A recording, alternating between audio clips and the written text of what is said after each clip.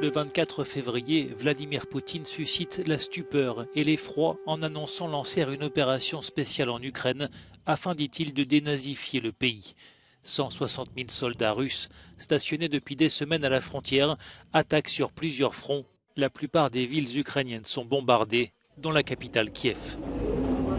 Des millions de civils, essentiellement des femmes et des enfants, commencent à fuir, principalement vers les pays de l'Union européenne. La Pologne accueille à elle seule plus d'un réfugié sur deux. Sur le terrain des combats, les forces russes s'enlisent rapidement et enregistrent de lourdes pertes humaines et matérielles, conséquence d'erreurs stratégiques et de défaillances dans le commandement.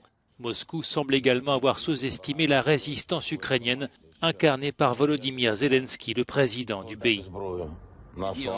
Face à lui, Vladimir Poutine apparaît isolé et affaibli, d'autant que ses troupes sont accusées d'exactions contre des civils. De nombreux corps sont retrouvés dans les rues et dans des fosses communes à Boutcha, près de Kiev. Plusieurs pays occidentaux accusent la Russie de crimes de guerre. En réponse à ces atrocités et à l'invasion russe en Ukraine, l'Union européenne et les États-Unis adoptent une série de sanctions pour contraindre le Kremlin à mettre fin à son offensive. Après avoir échoué à faire tomber la capitale Kiev, l'armée russe concentre désormais ses efforts sur les régions séparatistes de l'Est.